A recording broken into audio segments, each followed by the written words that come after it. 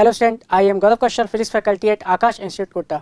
तो यहाँ मैं आपका कटिंग एक्सरसाइज में आज फिर स्वागत करता हूँ और आज हम फिजिक्स के इंपॉर्टेंट चैप्टर्स के साथ वापस यहाँ पर आपके सामने उपलब्ध हुए हैं और हम स्टार्ट करते हैं आज अपना चैप्टर जो कि है हमारा gravitation, fluid mechanics and properties of matter से रिलेटेड। ओके, तो चलिए स्टार्ट करते हैं और देखते हैं पहला क्वेश्चन हमारे पास क्या है। तो स्क्रीन पर आप देख सकते हैं पहला क्वेश्चन हमें क्या दिया गया है। इसमें बोला गया है geostationary satellite orbits around the earth in a circular orbit of radius 36,000 kilometre, है ना। तो जियो स्टेशनरी सैटेलाइट 36,000 किलोमीटर के रेडियस पे ऑर्बिट कर रहा है, घूम रहा है वहाँ पे, है ना। Then the time period of a space satellite orbiting a few 100 kilometres above the earth surface. तो अर्थ सरफेस से जस्ट थोड़ा सा ऊपर अगर कोई सैटेलाइट ऑर्बिट कर रहा है तो उसका हमें टाइम पीरियड बताना है। तो यहाँ पे हम कैपलेस लॉ से जानते हैं कि टाइम पीरियड जो होता है उसका स्क्वायर प्रोपोर्शन होता है आर क्यूब के। आर उसका डिस्टेंस होता है सेंटर से, तो जो हमारा स्पाइस सैटेलाइट है वो जस्ट अर्थ सरफेस के नज़दीक है, तो उसके लिए जो आर है वो रेडियस ऑफ अर्थ के बराबर हो जाएगा। और जो हमारे पास जियो स्टेशनरी सैटेलाइट है उसका रेडियस 36,000 किलोमीटर के आसपास है। तो अब मुझे जियो स्पाइस सैटेलाइट का टाइम पीरियड अगर मुझे निकालना है तो मैं लिख सकता हूँ यहाँ से T1, स्पाइस सैटेलाइट के लिए T1 मान लिया मैंने, अपॉन जो जियो स्टेशनरी सैटेलाइट है वो उसका टाइम पीरियड 24 आवर्स के बराबर होता है, अर्थ के जो टाइम पीरियड है उसके बराबर। तो T2 जो होगा वो हो जाएगा 24 आवर्स, ओके ना। और यहाँ से हम देखें तो आर, तो स्पाइस सैटेलाइट के लिए आर किसके बराबर हो गया, रेडियस ऑफ अर्थ के बराबर, जिसका वैल्यू हमें दिया हुआ है 6,400 किलोमीटर्स। और जो यहाँ पर आपका जियो स्टेशनरी सैटेलाइट है उसके लिए आपको दिया हुआ है 36,000 किलोमीटर, ठीक है। और यहाँ से हम देखें तो इसके ऊपर क्यूब और ये स्क्वायर, तो यहाँ से जब हम सॉल्व करेंगे तो T1 का वैल्यू हमें मिल जाता है 1.8 आवर्स के अप्रोक्स। तो 1.8 आवर के अप्रोक्स, तो अप्रोक्सीमेटली हमें बताना है, तो यहाँ पे सबसे नज़दीक नियरेस्ट जो आंसर है वो हमारे पास 2 आवर्स हो जाएगा। तो T1 का वैल्यू हो जाएगा 2 आवर्स, ओके ना। ये हमारा आंसर हो जाएगा approximately. So second option will be the correct answer, okay. चलिए अगला क्वेश्चन देखते हैं। तो नेक्स्ट क्वेश्चन आप यहाँ स्क्रीन पर देख सकते हैं, क्या बोला गया है। A satellite is moving with a constant speed v in a circular orbit about the earth, है ना। सैटेलाइट कॉन्स्टेंट स्पीड से मूव कर रहा है। An object of mass m is ejected from the satellite such that it just escapes from the gravitational pull of the earth at the time of its ejection the kinetic energy of the object। तो energy बताना है, kinetic energy object का कि उसको कितना मिला होगा जिसके लिए वो क्या कर जाए, एस्केप कर जाए, ठीक है ना।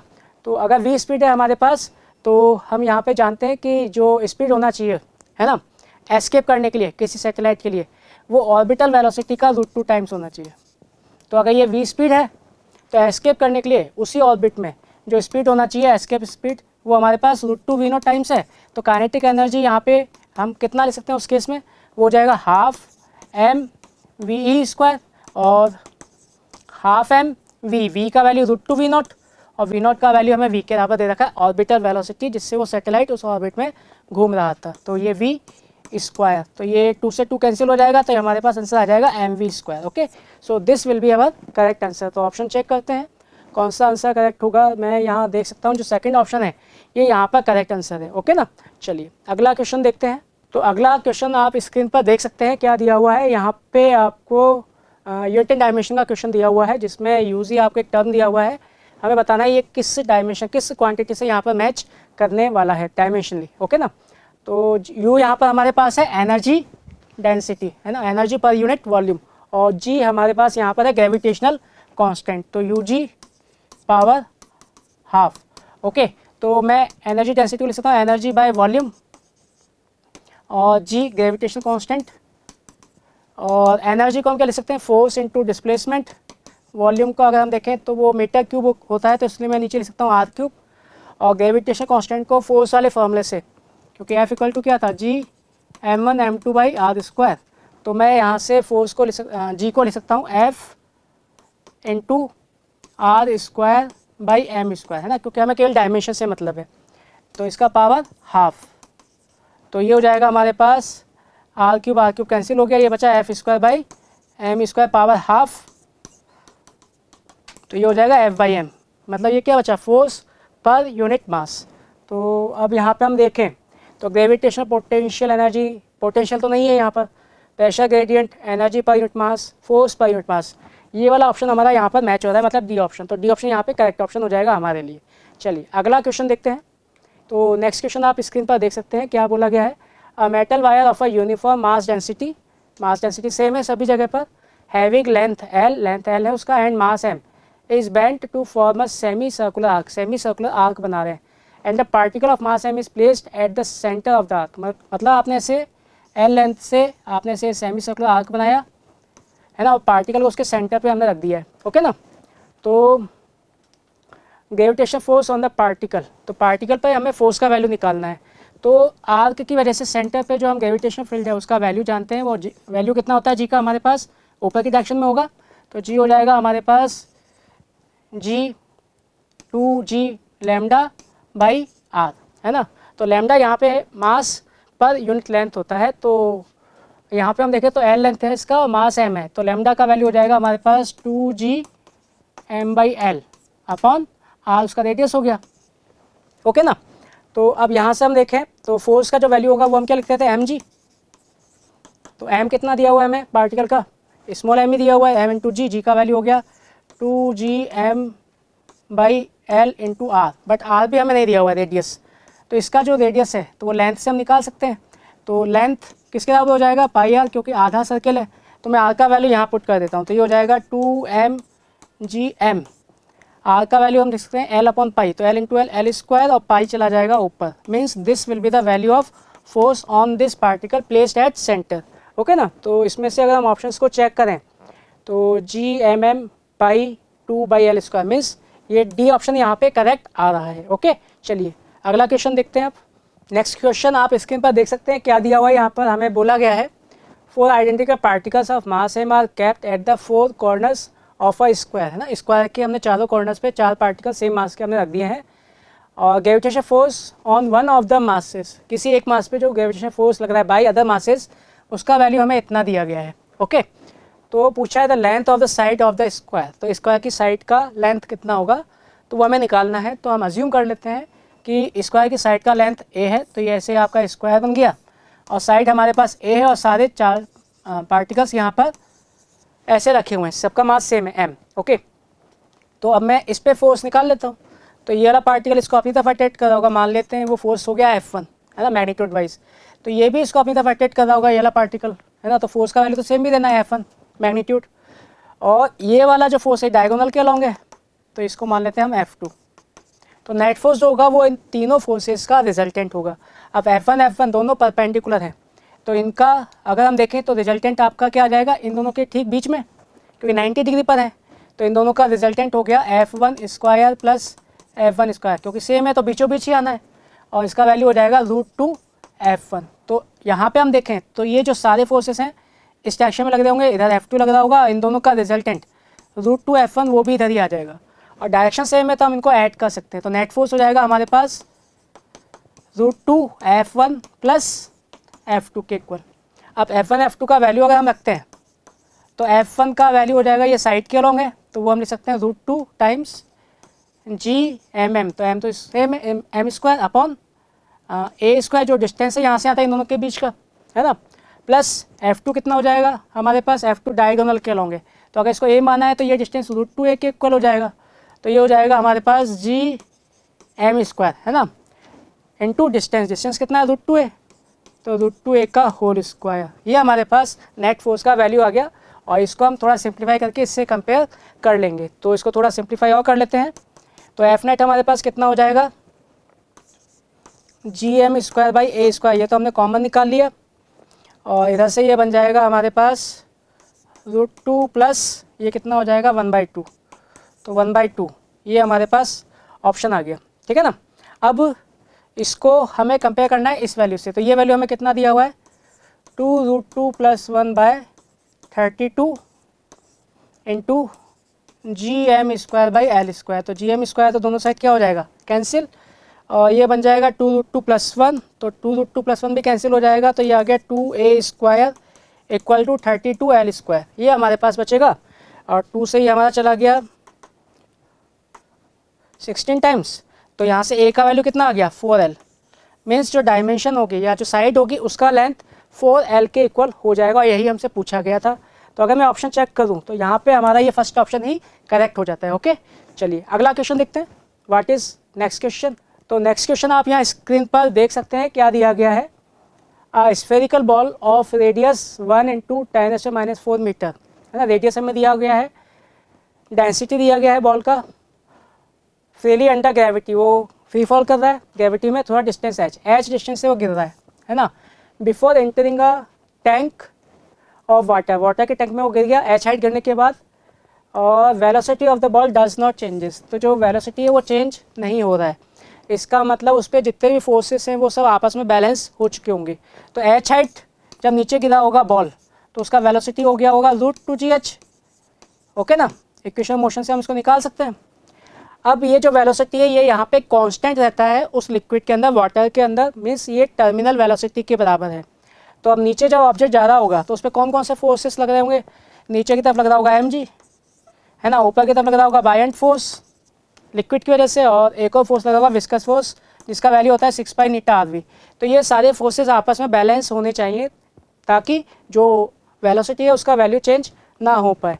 तो यहाँ पे buoyant force plus viscous force जिसका वैल्यू होता है 6π∗rv के इक्वल, तो ये बैलेंस कर लेगा किसको, जो उसका वेट है mg को, है ना।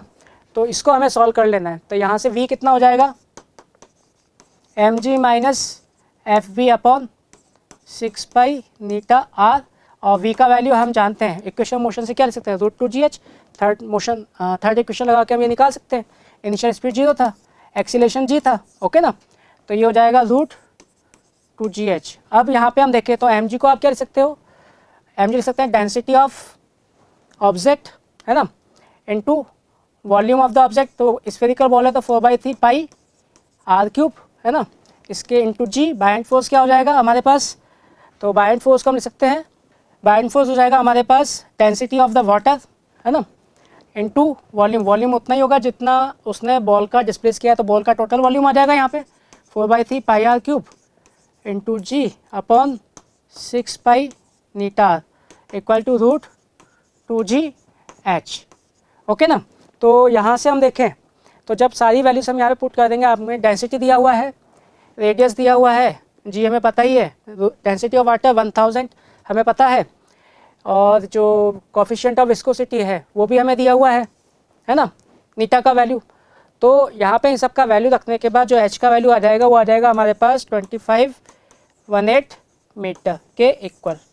ओके ना, मीन्स जो फर्स्ट ऑप्शन है यही हमारा करेक्ट आंसर हो जाएगा। क्लियर, चलिए अब अगला क्वेश्चन देखते हैं। What is next question. तो नेक्स्ट क्वेश्चन आप यहाँ स्क्रीन पर देख सकते हैं क्या बोला गया है। Air bubble of volume 1 cm³ rises from the bottom of the lake. Lake के बॉटम से वो बबल ऊपर उठना स्टार्ट कर रहा है। इनिशियल वॉल्यूम 1 cm³ था, है ना, और टेम्परेचर भी दिया हुआ है हमें, द एटमॉस्फेयर प्रेशर वो भी हमें दिया हुआ है, डेंसिटी ऑफ वाटर दिया हुआ है, जी दिया हुआ है, और ये बोला है कि टेम्परेचर में कोई चेंज नहीं आ रहा है ना।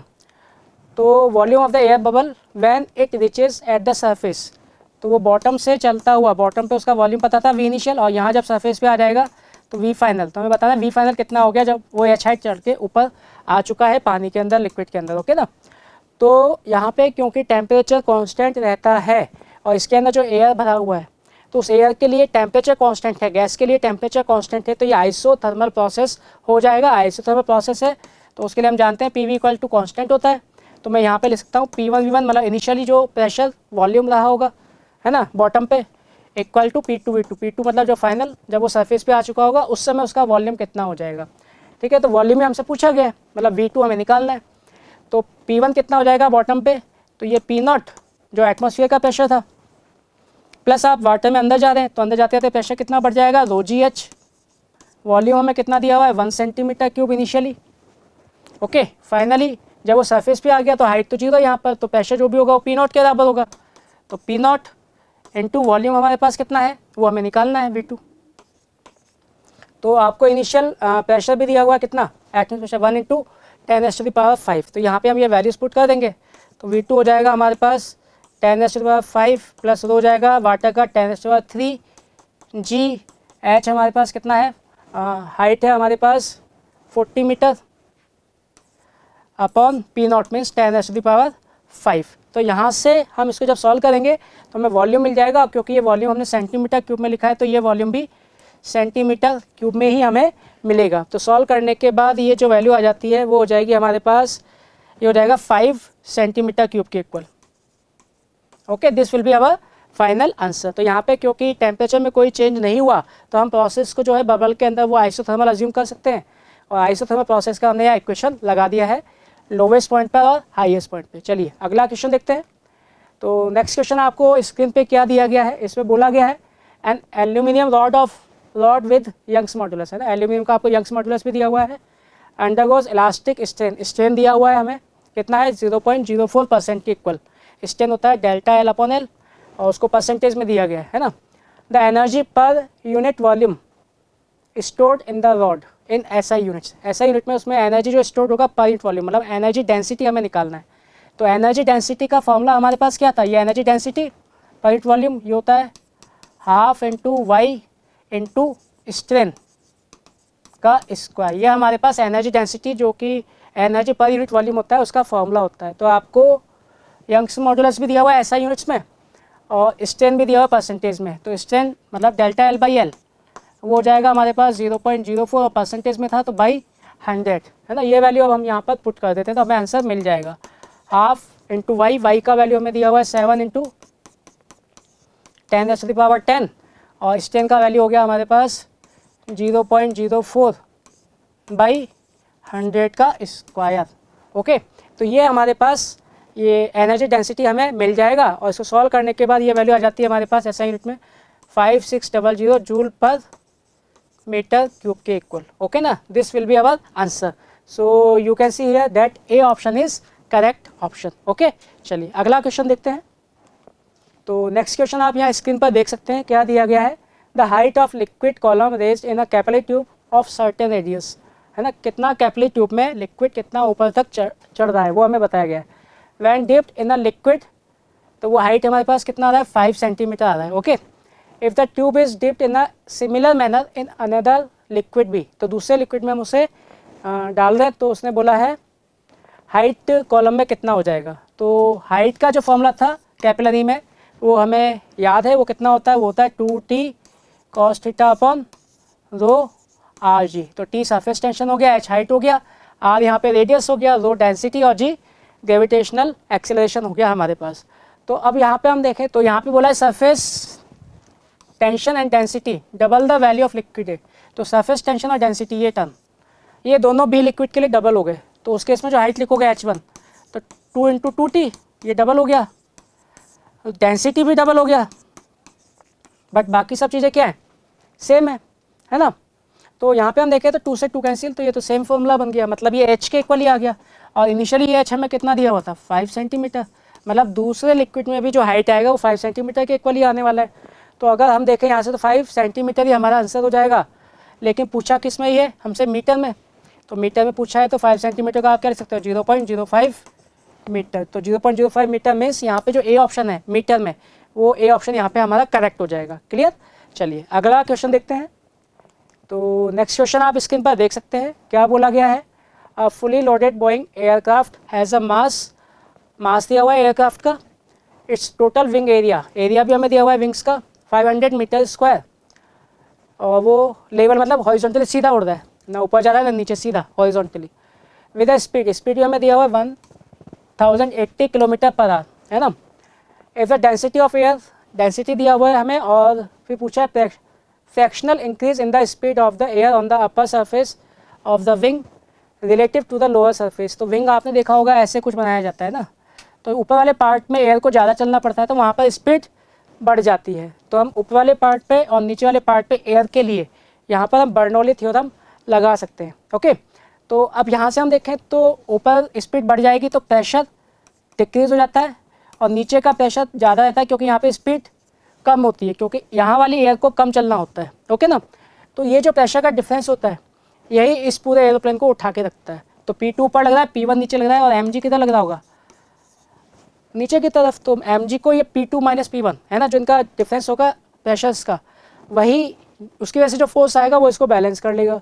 तो P2 minus P1 into area जो विंग का होगा, है ना। ये हमारे पास फोर्स हो गया due to pressure difference upward, क्योंकि P2 को हम ज़्यादा अज्यूम कर रहे हैं, होना भी चाहिए। तो ये किसको बैलेंस कर रहा है, mg को। ये हमारे पास फर्स्ट इक्वेशन आ गई। ओके, और उसके बाद अब इन दोनों पॉइंट्स में हम क्या लगा दें, बर्नौली थ्योरम। तो पहले P1 पे लिखें, तो P1 plus half rho V1 square, यहाँ पे अगर स्पीड V1 है तो, है ना, ऊपर की तरफ, और हाइट दोनों के लिए लगभग लगभग सेम है, क्योंकि विंग्स की हाइट में ऊपर नीचे में ज़्यादा डिफरेंस नहीं होता, तो उसे हम 0 ही अज्यूम कर लेते हैं। इक्वल टू नीचे वाले पॉइंट पर P2 plus half rho V2 इसका, अगेन हाइट तो सेम ही हमने अज्यूम किया है, तो यहाँ से हम देखें तो ये आ जाता है हमारे पास P2 माइनस P1 किसके बराबर हो जाएगा, ये हो जाएगा half rho V1 square minus V2 square के बराबर, ठीक है ना। और हमें क्या पूछा गया है, इंक्रीज इन स्पीड, है ना। इंक्रीज इन स्पीड मतलब हमसे पूछा गया है V1 minus V2 upon original speed.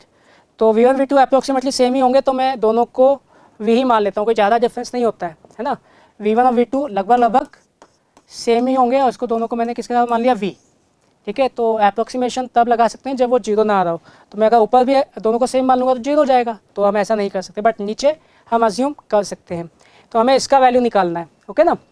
तो V2 माइनस V1, तो यहाँ पे V1 माइनस V2 को मैं ले सकता हूँ half rho A square minus B square कर सकते हैं, A1 माइनस A2 और V1 plus V2, but V1 और V2 दोनों लगभग सेम है, तो मैं उसको ले सकता हूँ 2V, ओके ना। ये हमारे पास ये फॉर्मूला बन जाएगा। तो यहाँ से मैं V1 माइनस V2 का वैल्यू पुट कर देता हूँ। तो V1 माइनस V2 का वैल्यू हो जाएगा हमारे पास 2P2 minus P1 by rho into 2V, okay. और अपॉन V नीचे और है तो ये V, और P2 माइनस P1 यहाँ वाली इक्वेशन से हम क्या लिख सकते हैं, mg बाई ए। तो 2 से 2 तो कैंसिल हो गया, ये आ जाएगा P2 माइनस P1, है ना, अपॉन रो V स्क्वायर, और P2 माइनस P1 को हमने लिख दिया mg बाई ए, तो रो A V स्क्वायर। तो ये हमारे पास V1 minus V2 upon V का वैल्यू हो जाएगा, है ना। और यही हमें निकालना था, फ्रैक्शनल इंक्रीज, है ना। तो ये इंक्रीज हो गया हमारे पास फ्रैक्शनल। तो अब यहाँ पे m पता है हमें 5 इंटू दिस, g पता है, डेंसिटी आपको दिया हुआ है 1.2, एरिया भी हमें दिया हुआ है 500 मीटर स्क्वायर, और v भी हमें दिया हुआ है, बट किस में दिया हुआ है, किलोमीटर पर आवर में। तो इसको हम कन्वर्ट कर लेंगे मीटर पर सेकंड में। तो 1080 किलोमीटर पर आवर को हम 5/80 से मल्टीप्लाई करें तो ये हो जाएगा 60, मीन्स 300 के, ओके ना, 300 मीटर पर सेकंड। तो ये वैल्यू हम यहाँ पर पुट कर देंगे, है ना, v का वैल्यू। आपको वो किलोमीटर पर आवर में नहीं रखना है, आपको उसको मीटर पर सेकंड में कन्वर्ट करना है, ओके। तो वैल्यू रखने के बाद ये जो वैल्यू आ जाएगा सॉल्व करने पे सबका वैल्यू वो हो जाएगा 10, मीन्स डी ऑप्शन हमारा यहाँ पर करेक्ट आंसर हो जाएगा। क्लियर, चलिए आगे बढ़ते हैं, नेक्स्ट क्वेश्चन देखते हैं। तो अगला क्वेश्चन आप यहाँ स्क्रीन पर देख सकते हैं, क्या दिया गया हुआ है, यहाँ से बोला गया है a pressure pump has a horizontal tube of cross sectional area, है ना, 10 सेंटीमीटर स्क्वायर ट्यूब है जिसका एरिया में दिया हुआ है, आउटफ्लोज और water at speed 20 metre per second, इतनी स्पीड से इसमें से वाटर निकल रहा है ना। The force exerted on the vertical wall just in front of the tube, तो यहाँ पे ट्यूब के क्रॉस सेक्शन से वाटर निकला और सामने दीवार है, उसे टकरा के वो रुक जाता है वाटर, ओके ना। तो हमें क्या बताना है, the force exerted on the vertical wall, तो कितना फोर्स लगेगा। तो जो मोमेंटम में चेंज आया होगा वाटर के टकराने के बाद पर यूनिट टाइम में, वही वाटर पे फोर्स हो गया, और एक्शन रिएक्शन से वही फोर्स वॉल पे भी लग रहा होगा, है ना। तो यहाँ से अगर हम देखें तो मैं जब वाटर यहाँ पे आके टकरा रहा होगा तो फोर्स क्या लिखोगे, उसके फोर्स हो जाएगा हमारे पास dp/dt, और वेलोसिटी v से आया था, और अंदर क्या बचेगा, मास m, p को हम लिख सकते हैं mv।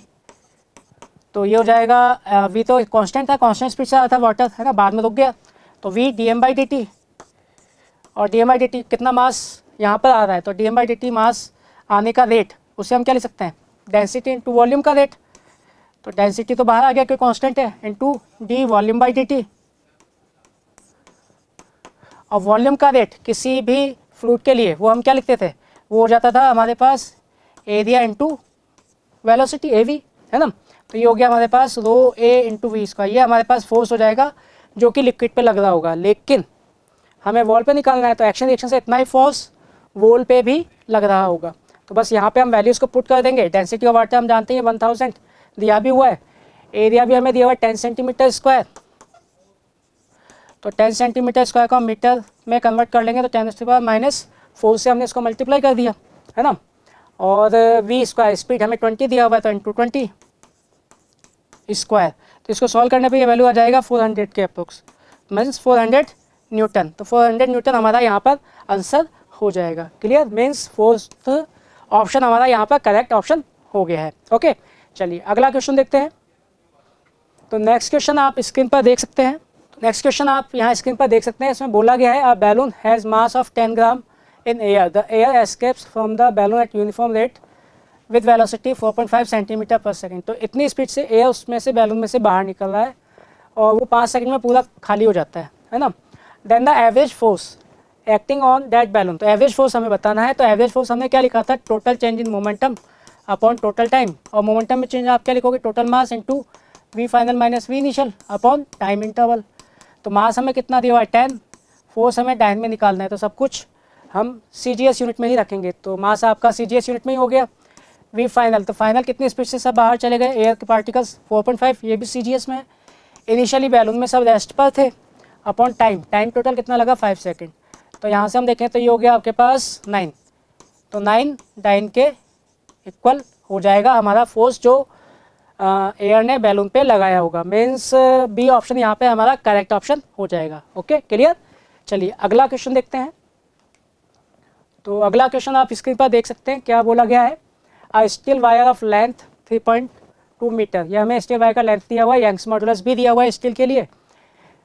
कॉपर वायर का लेंथ और यंग्स मॉडुलस दिया है, उनका रेडियस दोनों का सेम है और एंड टू एंड मतलब सीरीज कॉम्बिनेशन में कनेक्टेड है। तो एक लोड से उन दोनों को हम स्ट्रेच करा रहे हैं ना, तो दोनों को ऐसे कनेक्ट किया हुआ है सीरीज में और यहाँ पे एक लोड लगा दिया, तो दोनों में टेंशन लगभग सेम ही रहेगा। ओके, तो नेट इलोंगेशन हमें दिया हुआ 1.4। तो मान लो आपका स्टील वाले में डेल्टा L1 हुआ है और कॉपर वाले में यहाँ पर डेल्टा L2 है, तो नेट इलोंगेशन क्या हो जाएगा इन दोनों का सम, तो delta L1 plus delta L2 ये हमारा नेट इलोंगेशन हो जाएगा डेल्टा L। और डेल्टा L हम क्या लिख सकते हैं, हम जानते हैं फोर्स अपॉन एरिया, स्ट्रेस ये किसका होता है, Young's modulus into strain means delta L/L। तो डेल्टा L को लिखा जा सकता है FL अपॉन AY के इक्वल। तो यहाँ पे फोर्स सेम है, एरिया सेम आएगा क्योंकि रेडियस हमें सेम दिया गया है ना। लेंथ अलग है और यंग्स मॉडुलस अलग है, तो डेल्टा L जो टोटल था वो लिख सकते हैं हम F/A, तो कॉमन ले लिया मैंने, और ये हो जाएगा L1 upon Y1 plus L2 upon Y2 के इक्वल।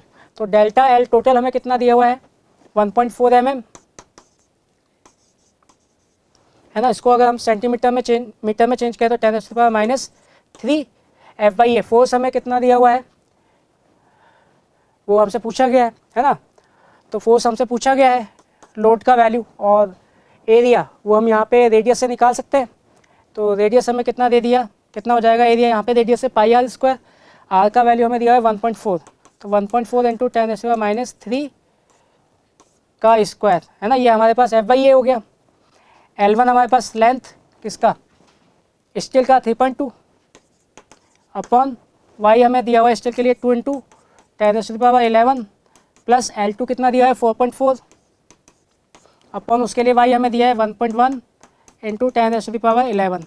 ओके ना, ये वैल्यूज हम यहाँ पे पुट कर देंगे तो उस पूरी इक्वेशन में केवल फोर्स ही अननोन है और हमें यहाँ से फोर्स का वैल्यू मिल जाएगा। तो after solving this you will get 154 Newton. ये हमारे पास फोर्स या लोड जो यहाँ पे लगाया गया है उसका वैल्यू हमें मिल जाएगा। So we can say fourth option हमारा यहाँ पर करेक्ट आंसर हो जाएगा। क्लियर। चलिए अगला क्वेश्चन देखते हैं। स्क्रीन पे आप अगला क्वेश्चन देख सकते हैं। क्या बोला गया यहाँ पर, एक मेटल ब्लॉक है जिसका वेट 2 kg है और वो फ्रिक्शनलेस सरफेस पर रखा हुआ है ना। तो इसको हमने एक वाटर जेट से हम इसको स्टर करा रहे हैं और जिसमें से 1 kg पर सेकंड की रेट से वाटर आ रहा है और वाटर की स्पीड हमें दिया हुआ 10 metre per second. Then the initial acceleration, तो वाटर के मोमेंटम में पर सेकंड जो चेंज आएगा वही फोर्स होगा जो वाटर पर लग रहा होगा। एक्शन रिएक्शन से वही फोर्स इस ब्लॉक पर भी लग रहा होगा। तो फोर्स हम क्या लिख सकते हैं, dp/dt rate of change of momentum. तो यहाँ पे हम देखें तो p हो जाएगा mv वाटर के लिए अपॉन dt। तो v तो यहाँ पे फिक्स है 10 मीटर पर सेकंड जिससे वाटर आ रहा था, तो v तो बाहर आ गया, अंदर बचा dm/dt, है ना। ये हमारे पास फोर्स का वैल्यू हो गया और यही फोर्स इस ब्लॉक पे भी लग रहा होगा। dm/dt क्या हो गया, किस रेट से वाटर उस ब्लॉक से टकरा रहा है, जो हमें कितना दिया हुआ है 1 kg पर सेकंड, ऐसा इसी यूनिट्स में, है ना। तो v का वैल्यू हो गया हमारे पास 10, dm/dt हो गया 1, तो फोर्स का वैल्यू आ गया 10 न्यूटन। और एक्सेलरेशन पूछा है ब्लॉक का, स्मूथ सरफेस है तो यहाँ पे केवल यही फोर्स F लग रहा है इस ब्लॉक के ऊपर, तो एक्सेलरेशन हम लिखते हैं फोर्स अपॉन मास, तो 10 और मास कितना है इस ब्लॉक का 2 kg। तो जो एक्सेलरेशन है वो हमारे पास आ गया 5 मीटर पर सेकेंड स्क्वायर। मीन्स हम बोल सकते हैं यहाँ से 5th ऑप्शन हमारा करेक्ट ऑप्शन हो जाएगा। क्लियर? चलिए अगला क्वेश्चन देखते हैं। नेक्स्ट क्वेश्चन आप यहाँ स्क्रीन पर देख सकते हैं, यहाँ पे बोला गया water drop of radius 1 micrometre, है ना, रेडियस दिया हुआ है, falls in a situation where the effect of buoyant force is negligible. Buoyant force का इफेक्ट हमें यहाँ नहीं लेना है। Coefficient of viscosity of air, तो वो कोफिशिएंट ऑफ विस्कोसिटी हमें दिया हुआ है।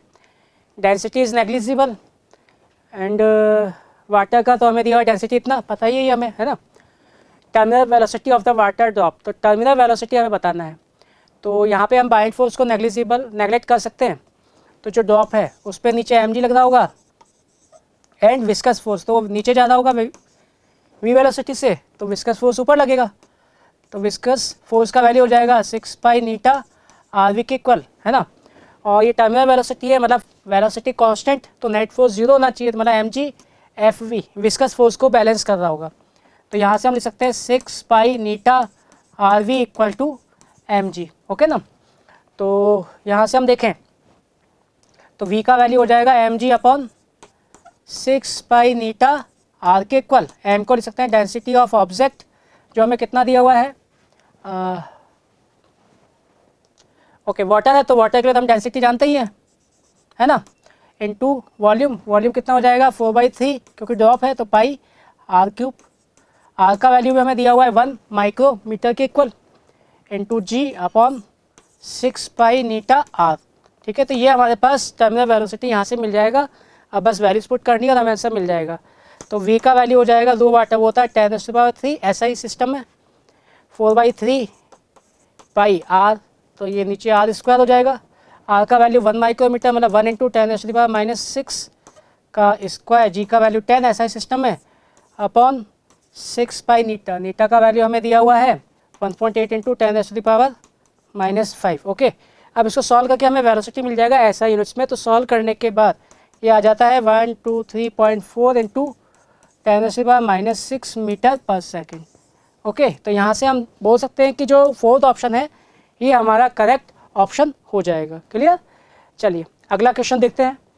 तो नेक्स्ट क्वेश्चन आप यहाँ पे देख सकते हैं, यहाँ क्या बोला गया है, mass density of a spherical Galaxy, है ना, गैलेक्सी है जो लॉन्ग डिस्टेंस तक फैला हुआ होगा और डिस्टेंस आर के साथ वो कुछ इस तरीके से वेरी कर रही है ना, लार्ज डिस्टेंस तक, तो बहुत लॉन्ग डिस्टेंस तक जा सकते हैं हम लोग। In that region small star जो सर्कुलर ऑर्बिट में घूम रहा है रेडियस आर के में, तो period of revolution T R के साथ किस तरीके से वेरी कर रहा होगा ये हमें देखना है ना। तो यहाँ पे गैलेक्सी में मास तो पूरा इनफैक्ट तो फैला हुआ है, उसके सेंटर से आर डिस्टेंस पे एक स्टार है जो कि ऐसे आर रेडियस के सर्कुलर पाथ पे घूम रहा है, तो उसको घूमने के लिए जो सेंटीमीटर फोर्स होगा वो इतनी गैलेक्सी का मास ही प्रोवाइड करवा पाएगा, क्योंकि बाहर वाली अगर हम कोई होलो स्फीयर अज्यूम करें गैलेक्सी में तो उसकी वजह से अंदर कोई ग्रेविटेशनल फील्ड नहीं होता है, सिर्फ अंदर जो छोटे छोटे स्पेस माने जाएंगे होलो उनकी वजह से ही यहाँ पर ग्रेविटेशनल फील्ड हमें मिलेगा। ओके ना, तो यहाँ तक का हम टोटल मास जो गैलेक्सी में होगा वो हम कैलकुलेट कर लेते हैं, इतने पार्ट आर रेडियस के अंदर अंदर वाला। ओके, तो हम क्या करेंगे, यहाँ पर आर डिस्टेंस पे जाके डी आर विड्थ का एक छोटा सा पार्ट अज्यूम कर लेंगे, वॉल्यूम स्फेरिकल।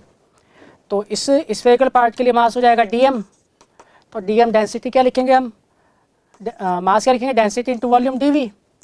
तो स्फेरिकल पोर्शन के लिए, होलो स्फेयर के लिए आप क्या लिख सकते हैं, वॉल्यूम, वॉल्यूम हो जाएगा एरिया 4 पाई r², इसका विड्थ हमने कितना लिया होगा डी आर, है ना, तो इंटू डी आर, तो ये हमारे पास डीएम आ गया। तो टोटल मास जो होगा गैलेक्सी का यहाँ तक, उसको हम यहाँ पे डीएम को इंटीग्रेट करके निकाल सकते हैं। तो रो 4 पाई r² डी आर, और रो का वैल्यू दिया हुआ है k/r, तो ये k 4 पाई और k/r, एक r कैंसिल हो जाएगा तो r डी आर। तो इसको इंटीग्रेट करेंगे तो इंटीग्रेशन 0 से कैपिटल R तक लेना है, क्योंकि आपको केवल कैपिटल R तक का मास चाहिए। तो गैलेक्सी का यहाँ तक जो मास हो जाएगा वो हो जाएगा हमारे पास k 4 पाई r²/2। सॉल्व करने का लिमिट लगाने का था, हमें ये वैल्यू मिल जाएगा। तो अब इस पर सेंटीमीटर फोर्स लग रहा है ना, इतने मास की वजह से। तो वो जो फोर्स होगा वही इसको सेंटीमीटर फोर्स प्रोवाइड करवा रहा है, तो उसको हम कैसे लिख सकते हैं? तो उसको हम लिख सकते हैं यहाँ पर ये फोर्स हो जाएगा हमारे पास, मान लेते हैं इसका मास एम है स्टार का, तो एम ओमेगा स्क्वायर, या ओमेगा को हम लिख सकते हैं 2π/t, तो M omega square into R, ये सेंटीमीटर फोर्स हो गया सेंटर की तरफ, वो प्रोवाइड कर रहा होगा ग्रेविटेशनल फोर्स, तो G mass of galaxy into mass of star upon distance R square. Okay, तो ये हमारे पास आ गया, तो ये जी एम इसका वैल्यू यहाँ पुट किया, तो ये हो जाएगा जी का वैल्यू हो गया k into 4πr² into M by R square, तो आर स्क्वायर से आर स्क्वायर तो क्या हो गया, कैंसिल, है ना। तो यहाँ से हम देखें तो ये जो टी स्क्वायर है ये इधर आ जाएगा, बाकी सब कांस्टेंट है, प्रोपोर्शनल लिखना है तो हम कांस्टेंट टर्म्स को हटा सकते हैं, तो जी के 4πm/2 m/2π ये सब कांस्टेंट है, तो ये बचा हमारे पास r/t² इक्वल टू कांस्टेंट, या इसको हम लिख सकते हैं t² proportional to r। Okay ना, तो यहाँ से हम अपने ऑप्शंस को चेक करें तो ए ऑप्शन यहाँ पर हमारा मैच होता है, so A option will be the correct option for this question. Okay, चलिए अगला क्वेश्चन देखते हैं। तो अगला क्वेश्चन आप यहाँ स्क्रीन पर देख सकते हैं, क्या दिया हुआ है, energy required to take a satellite to a height H above earth surface is E1, है ना। अर्थ सरफेस से एच हाइट तक ले जाने में जो एनर्जी रिक्वायर्ड है, सिर्फ ले जाना है, तो वो E1 के इक्वल है। तो E1 आप क्या लिखेंगे, एच हाइट तक ले जाना है, तो वहाँ पर मूव तो नहीं कर रहा, तो केवल पोटेंशियल एनर्जी होगा, तो पोटेंशियल एनर्जी एच हाइट पे कितना हो जाएगा, -gmm upon R plus H के इक्वल, ये हमारा पोटेंशियल हो गया फाइनल। और अर्थ सरफेस से लेके गए थे तो फाइनल माइनस इनिशियल जो डिफरेंस आएगा, तो -gmm/r, है ना, ये हमारे पास E1 का वैल्यू हो गया।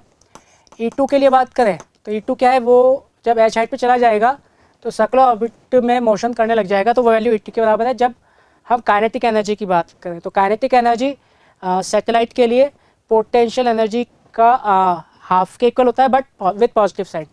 तो पोटेंशियल एनर्जी एच हाइट पर हमने अभी कितना लिखा था, gmm/r प्लस एच, तो उसका आधा लेना है, लेकिन पॉजिटिव साइन के साथ हमें लेना है, तो इतना काइनेटिक एनर्जी वहाँ पर आपको चाहिए होगा। और ये बोला ये दोनों वैल्यूज इक्वल है, तो दोनों को इक्वल कर देते हैं, तो यहाँ से आ जाएगा -gmm/r plus H plus by R equal to gmm/2 of r plus H. अब इसको सॉल्व कर लेते हैं एच के लिए, है ना।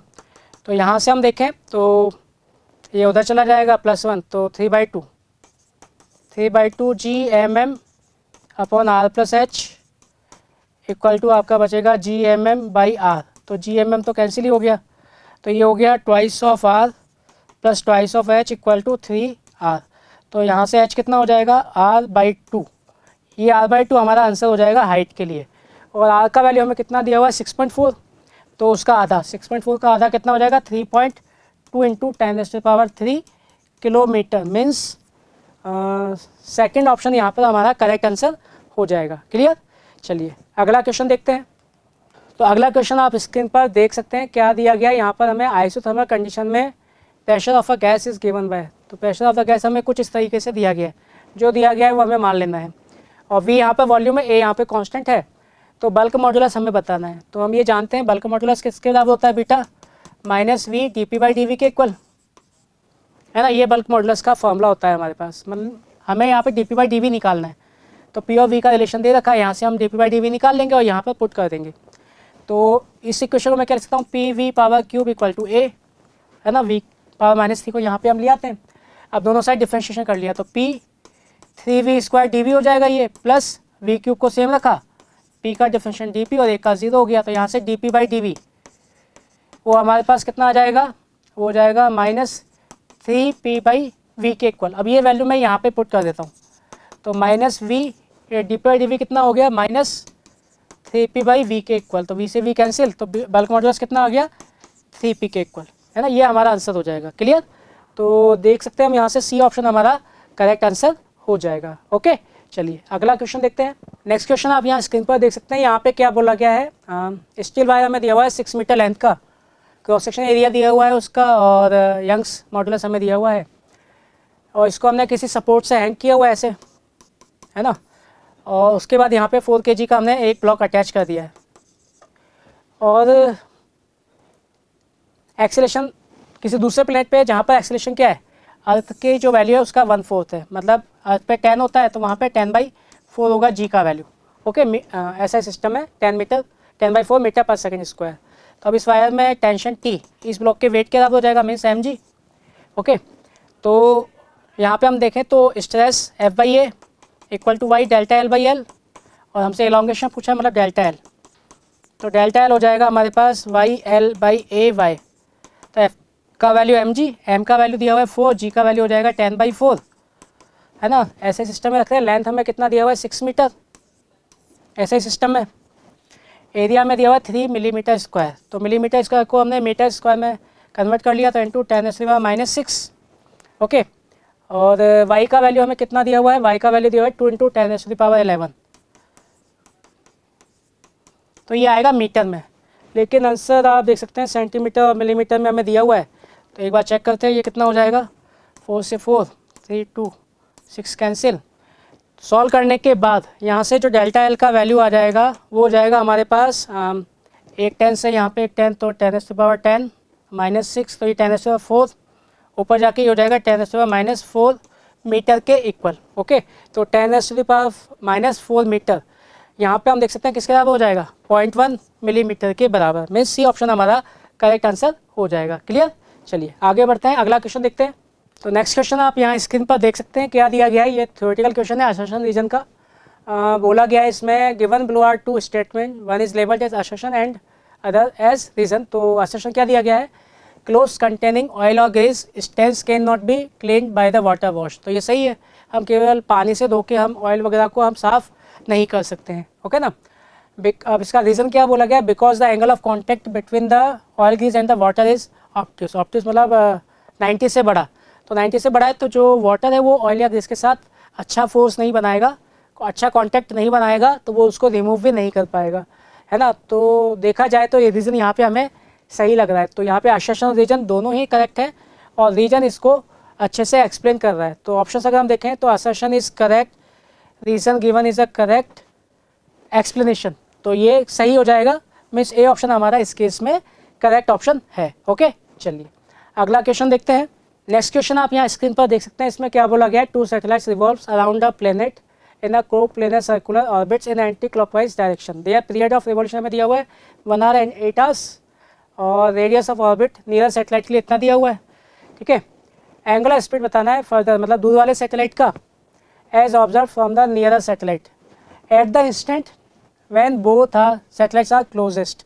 मतलब कि अगर पहला सैटेलाइट यहाँ पे दूसरा वाला यहाँ पर है, क्लोजेस्ट मतलब दोनों ऐसे होने चाहिए। तो इस इंस्टेंट पे हमें इसके रिलेटिव इसका एंगुलर वेलोसिटी बताना है। ओके, तो दोनों के बीच का डिस्टेंस क्या हो जाएगा, अगर इसका रेडियस r2 है, इसका रेडियस r1 है, तो ये डिस्टेंस हो जाएगा r2 माइनस r1। ओके, यहाँ पे इसका स्पीड मान लेते हैं v2, इसका स्पीड मान लेते हैं v1। तो जो रिलेटिव एंगुलर वेलोसिटी लिखेंगे ओमेगा रिलेटिव, वो हो जाएगा v2 minus v1 relative velocity अपन दोनों के बीच का distance r2 minus r1। Okay, अब इसके बाद यहाँ पे हम देखें तो इसका r1 हमें दिया हुआ है छोटे वाले के लिए, क्योंकि जिसका टाइम पीरियड कम है उसका रेडियस भी छोटा हुआ, because T square proportional to r3। तो जिसका टाइम पीरियड कम उसका रेडियस भी कम, तो छोटे वाले का रेडियस इतना दिया है तो टाइम पीरियड ये आपका 1 आवर हो जाएगा, तो ये t1 हो जाएगा और ये t2 हो जाएगा। ओके, जिसका डिस्टेंस ज़्यादा है उसके लिए। तो यहाँ से हम इसका r2 निकाल सकते हैं, तो मैं लिख सकता हूँ यहाँ से r2/r1 इक्वल टू t2/t1 का पावर 2/3। तो यहाँ से r2 मिल जाएगा हमें, r2 तो t2 कितना है यहाँ पे 8 आवर्स, t1 कितना है यहाँ पे 1 आवर पावर 2/3 इंटू r1 यहाँ मल्टीप्लाई हो गया, तो 2 इंटू 10⁻³ किलोमीटर्स में आ जाएगा ये हमारा आंसर। तो 8 यहाँ पे हमारे पास कितना हो गया 2 स्क्वायर मतलब 4, 4 इंटू 2, तो अगेन 8 इंटू 10⁻³ किलोमीटर। ये हमारे पास r2 का वैल्यू हो गया, जो फर्दर सैटेलाइट है दूर है उसके लिए कितना रेडियस होगा वो हमें यहाँ पर मिल गया। ओके ना। अब v2 माइनस v1 अपन r2 माइनस r1 करना है, तो r2 तो हम निकाल चुके हैं, v2 v1 क्या हो जाएंगे, तो v2 v1 हम क्या लिख सकते हैं यहाँ पर, v2 v1 लिखे जा सकते हैं यहाँ पर v2 हो जाएगा ω2 इंटू r2 और v1 हो जाएगा ω1 into r1 upon r2 minus r1। तो यहाँ पे ω2 तो ओमेगा रिलेटिव, ω2 क्या लिख देंगे हम 2π/t2 है ना, और t2 का वैल्यू कितना है 8 हमें पता है आवर्स में, r2 कितना आ गया 8 इंटू 10⁻³ माइनस ओमेगा 1 कितना है 2π/T1, T1 कितना है हमारे पास 1 आर, उसके लिए आर कितना है 2 इंटू 10⁻³ अपॉन R2 - 1 8 - 2, तो 8 - 2 कितना होगा 6 इंटू 10⁻³ तो ये हमारे पास ओमेगा रिलेटिव हो जाएगा। और इसको जब हम सॉल्व करते हैं तो ये आ जाता है हमारे पास π/3 रेडियन पर आर में। ओके, तो रेडियन पर आर में निकालना था और इसके बराबर हमें रखना है। तो ये π/x है, ये π/3 है, मतलब x किसके बराबर होगा 3 के इक्वल। तो यहाँ से हम बोल सकते हैं जो x है this should be equal to 3। So this will be our answer for this question. Okay, clear. चलिए अगला क्वेश्चन देखते हैं। तो नेक्स्ट क्वेश्चन आप यहाँ स्क्रीन पर देख सकते हैं क्या दिया गया है। If one wants to remove all the mass of earth to infinity, मतलब अर्थ का पूरा मास हटा के इन्फिनिट पे ले जाना चाहता है। To break it up completely the amount of energy that needs to be supplied will be x/50 gm²/r के बराबर। इतनी एनर्जी हमें चाहिए। तो यहाँ पूछा x कितना हो जाएगा। तो अगर हम देखें तो इन्फिनिट पे ले जाना है तो टोटल एनर्जी उसका फाइनल क्या हो जाना चाहिए 0। तो अभी हम देखें तो अभी जब ये अर्थ बना हुआ है स्फेरिकल शेप में तो इसका जो सेल्फ एनर्जी होता है, तो सेल्फ एनर्जी हम क्या लिखते हैं 3/5 किसी भी स्फीयर के लिए वो कितना होता है 3/5 gm²/r के इक्वल विद माइनस साइन। अब इसको हमें टोटल एनर्जी को 0 करना है। इन्फिनिट पे जब चला जाएगा जस्ट 0 हो जाएगा, है ना, वहाँ जाके मूव नहीं कराना है। तो 0 करना है, तो इसको 0 करना है तो हमें इसमें कुछ एक्स्ट्रा एनर्जी ऐड करना पड़ेगा ताकि ये क्या हो जाए 0। तो हमें दिख रहा है कि एक्स्ट्रा एनर्जी किसके बराबर हो जाएगा, ये हो जाएगा 3/5 gm²/r। तो अगर मैं यहाँ पे इसको इससे कंपेयर करूँ तो ये दिया हुआ है हमें x/50 gm²/r। तो यहाँ से मैं देख सकता हूँ जो x है उसका वैल्यू हो जाएगा 30 के इक्वल। Means 30 will be our answer for this question. Clear. तो ये यहाँ पे आंसर आ गया हमारे पास 30 के इक्वल। ओके, चलिए अब अगला क्वेश्चन देखते हैं अगला क्वेश्चन क्या दिया हुआ है।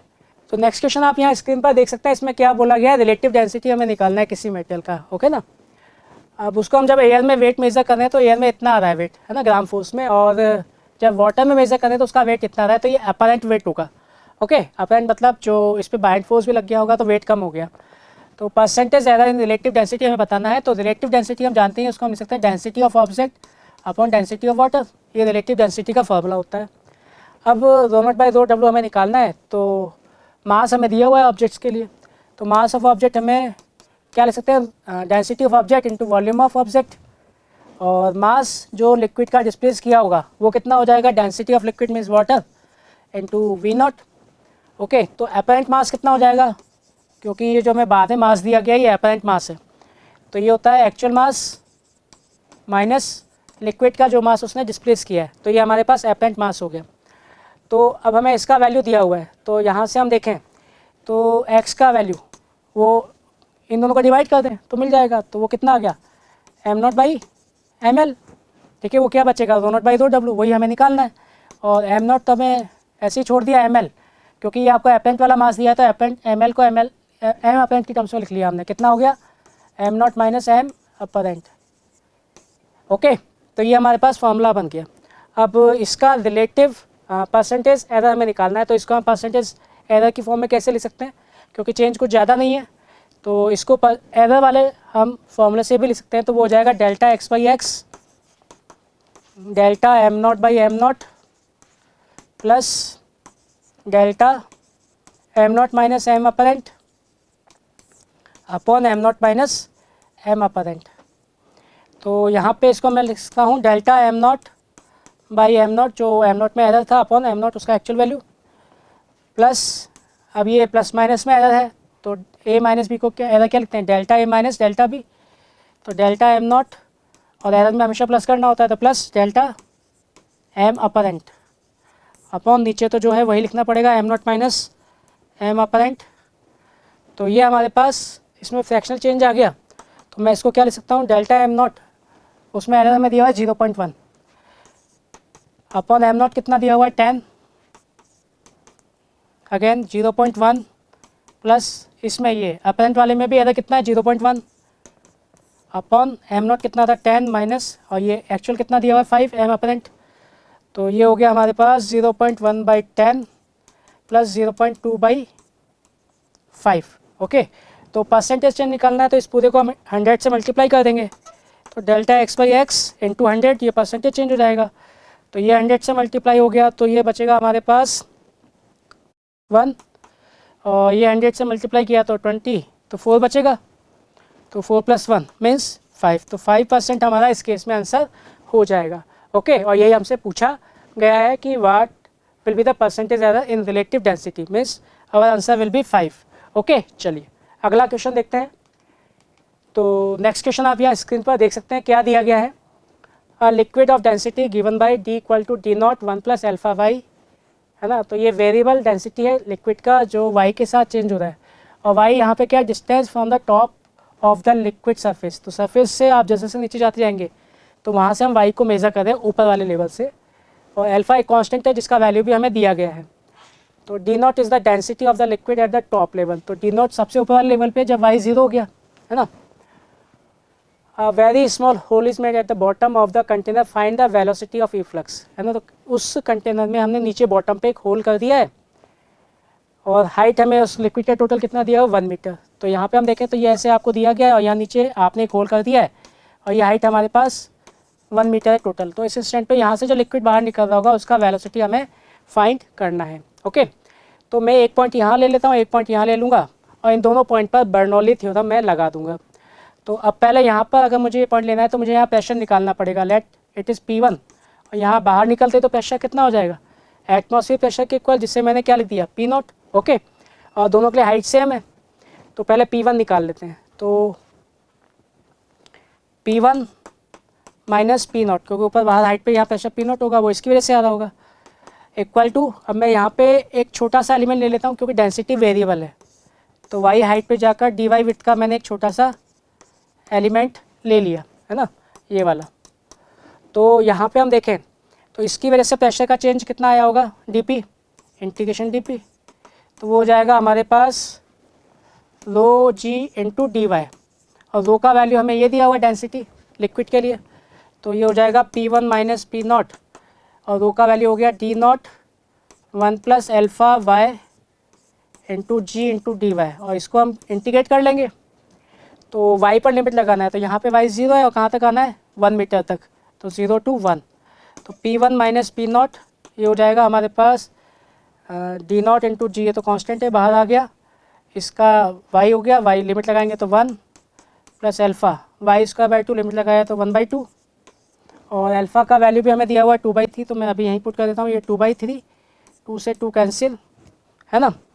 तो ये हो गया हमारे पास 4/3, तो 4/3 T0 इंटू जी, तो ये P1 माइनस P0 का वैल्यू हो गया।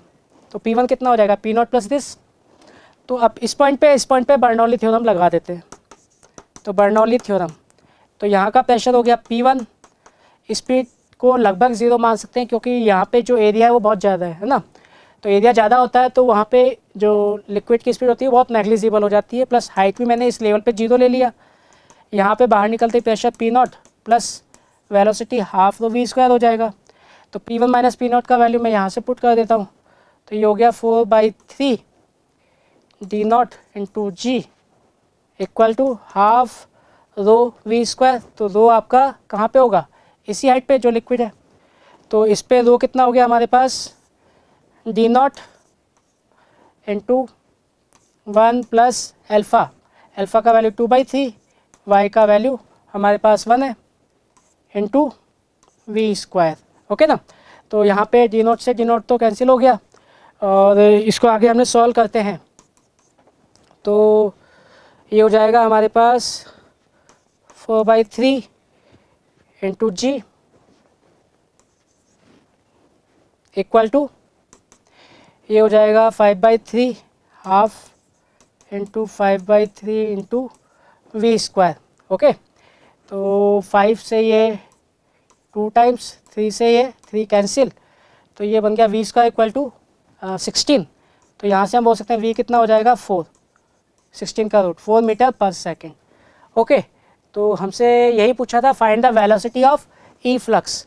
तो वेलोसिटी ऑफ ई फ्लक्स हमारे पास कितना आ गया, 4 मीटर पर second for this question. Okay, चलिए। तो यहाँ पे डेंसिटी आपको कांस्टेंट नहीं दे रखा था, वेरिएबल था, तो यहाँ पे जो प्रेशर निकालना है वो हम डायरेक्ट नहीं निकाल सकते थे, उसके लिए हमें यहाँ पर इंटीग्रेशन करना पड़ेगा। ओके, चलिए अगला क्वेश्चन देखते हैं।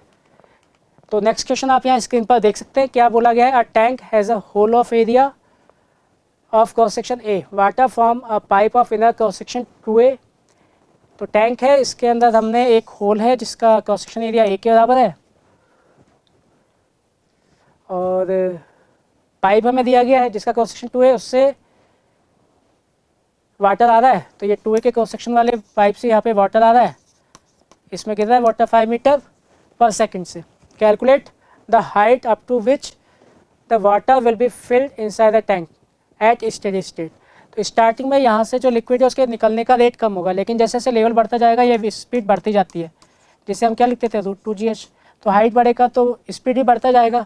तो यहाँ से तो फिक्स रेट से पानी इंटर कर रहा है, तो जब आने का रेट और जाने का रेट बराबर हो जाएगा उस केस में हाइट का लेवल फिक्स हो जाएगा। तो हम बोल सकते हैं इनकमिंग इक्वल टू आउटगोइंग, मतलब जितना पानी अंदर आ रहा है उतना बाहर जा रहा है। तो इस केस में ये आपका स्टेडी स्टेट हो जाएगा। तो इनकमिंग आपको कितना दिया हुआ है, तो इनकमिंग के आप क्या लिख सकते हैं, बोल सकते हैं एरिया इंटू वेलोसिटी। तो इनकमिंग के लिए area 2a into velocity v है ना। तो ये आपके पास रेट ऑफ वॉल्यूम जो पर सेकंड इंटर कर रहा है, ओके ना। और आउटगोइंग कितना हो जाएगा, यहाँ पे एरिया a और यहाँ पे वेलोसिटी ऑफ इफ्लक्स e, तो v, तो इतना वॉल्यूम यहाँ से बाहर निकल रहा है। तो जितना आ रहा है उतना अगर बाहर निकल जाए तो जो लेवल है पानी का वो क्या बना रहेगा, कांस्टेंट बना रहेगा, ना वो बढ़ेगा ना वो घटेगा। उसी को हम क्या बोल देंगे, स्टेडी स्टेट। तो 2a इंटू v हमें कितना दिया हुआ है 5, जिससे ये पानी इसके अंदर गिर रहा है 5 मीटर पर सेकंड। होल का क्रॉस सेक्शन एरिया ए दिया हुआ है, यहाँ तक पानी इसमें भर चुका है, और वेलोसिटी ऑफ इफ्लक्स वो हम लिखते हैं √2gh, और h ही हमें निकालना है। तो a से a कैंसिल हो गया, ये हो गया 10 square upon 2g equal to h, है ना। तो बस इसको सॉल्व कर लेते हैं। तो ये आ गया हमारे पास 5, तो h का वैल्यू आ गया हमारे पास 5 मीटर, मतलब 5 मीटर वो हाइट होगी जहाँ तक इसमें पानी या लिक्विड जो भी है वो उसमें भर सकता है। उसके बाद ये उससे ऊपर नहीं जा पाएगा, ना बढ़ेगा ना कम होगा, क्योंकि जितना पानी आ रहा है उतना निकलता भी चला जाएगा। तो ये स्टेडी स्टेट में आ चुका होगा, और फाइनल आंसर इस क्वेश्चन के लिए हमारे पास हो जाएगा 5 मीटर के इक्वल। ओके, आज के लिए कटिंग एज सीरीज़ में इतना ही, और भी अच्छे क्वेश्चंस के लिए, अच्छे टॉपिक्स के लिए, नए कंसेप्ट्स को सीखने के लिए हमारे साथ जुड़े रहिए और हमारे चैनल को सब्सक्राइब कीजिए। धन्यवाद।